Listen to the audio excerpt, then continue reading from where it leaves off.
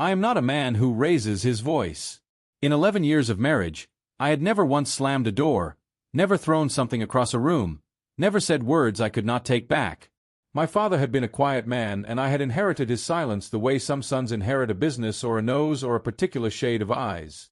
Nina used to say my calmness was one of the things she loved most about me. Later I understood that my calmness was also the thing she had counted on most.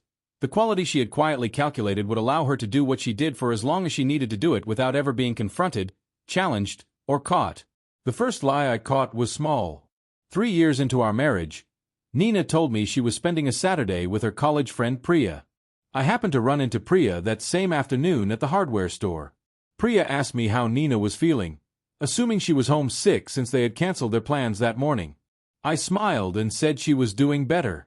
I drove home slowly. Nina came back that evening with shopping bags and a story about a lovely day with Priya that she described in warm and specific detail.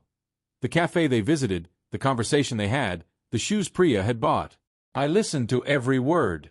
Then I said good night and went to sleep and never mentioned what I knew. That was my first mistake. Not the silence itself, but the choice I made inside the silence. The choice to protect the peace of our home above the truth of what was happening inside it. I told myself it was one afternoon, maybe harmless. Maybe a surprise I was not meant to know about. I found reasons to explain away what I had seen because the alternative required a courage I was not ready to find. So I stayed quiet. And Nina, feeling no resistance, no question, no consequence, continued.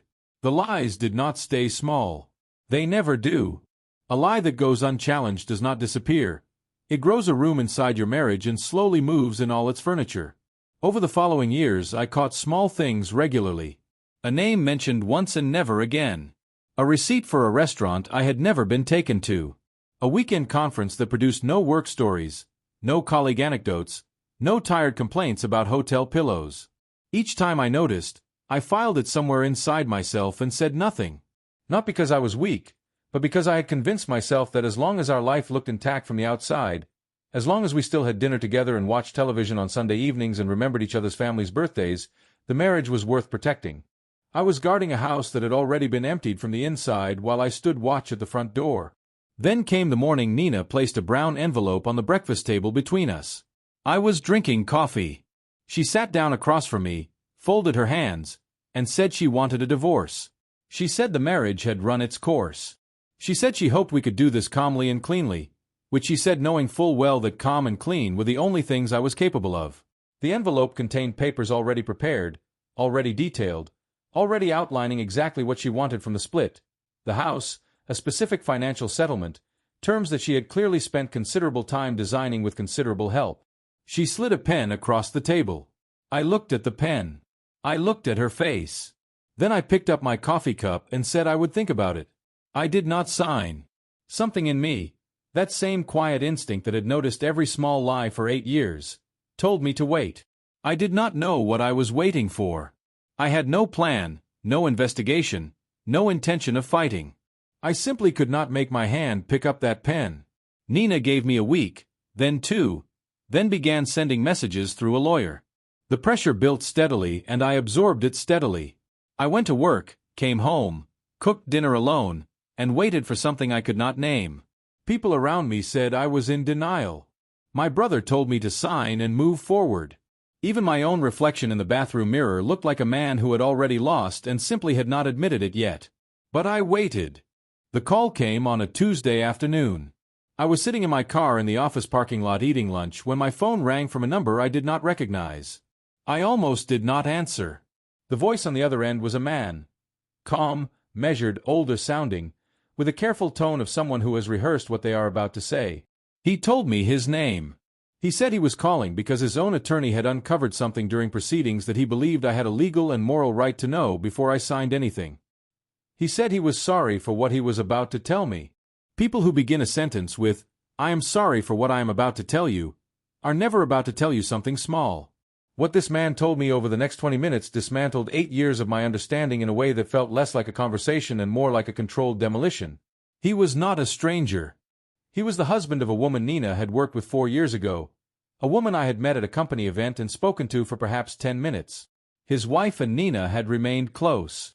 And through that closeness, Through shared confidences and trusted conversations, Nina had done something that the divorce papers sitting and signed on my kitchen counter had been specifically designed to prevent me from discovering before I agreed to their terms.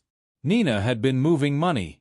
Not dramatically, not in ways that triggered alerts or raised flags at the bank, but steadily, carefully, in the patient and methodical way she did everything. Small transfers to a private account opened in her name alone 4 years ago. Portions of shared investments quietly redirected. A property investment made in her sister's name using funds from a joint account during a period when I had been traveling extensively for work. The man on the phone had found evidence of this while dealing with his own separation and had recognized Nina's name in documents his lawyer had obtained through a different legal process entirely. He had debated calling me for weeks. He had called because he said he would want someone to call him. I sat in that parking lot for a long time after the call ended. My lunch was cold beside me. The afternoon sun was flat and bright on the car windshield, and I stared into it without blinking until my eyes watered. I thought about all the silences I had chosen. All the small lies I had absorbed without response. I had stayed quiet to protect the marriage, and my silence had not protected anything. It had simply given Nina the space and the time and the confidence to build an exit on her own terms, using resources that belonged to us both, while I sat at breakfast tables and Sunday televisions believing that stillness was the same thing as stability. I called a lawyer that same evening.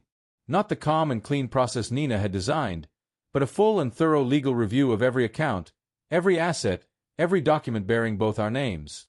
What emerged over the following 6 weeks was more extensive than even the phone call had suggested.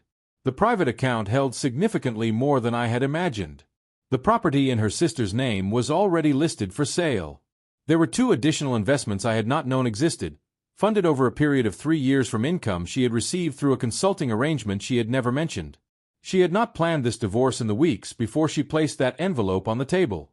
She had been planning it, building it, constructing it quietly, for nearly 4 years. Nina called me when her lawyer informed her that I had retained counsel and begun discovery. For the first time in our 11 years together, her voice on the phone was something I had never heard before, uncertain. The composure she had carried through every conversation, every small lie, every carefully constructed story, had finally developed a crack. She said she had not wanted it to go this way. I told her it had already gone this way.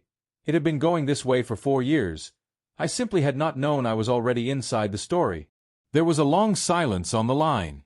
Then she said, "You were always smarter than you let on." I thanked her and ended the call. The divorce took 14 months. It was not calm and it was not clean. But it was honest, which is more than our marriage had managed to be for the better part of a decade. The settlement was fair because the truth was finally on the table and the table was level for the first time. The man who called me from a parking lot of his own life, dealing with his own collapse, carrying information that cost him time and emotional energy he did not have to spare, gave me something no amount of patience or quiet observation had managed to give me in 8 years. He gave me the right information at the exact right moment, because he understood what it meant to be the person in the room who deserves to know. I signed papers eventually. Just not the ones Nina had prepared.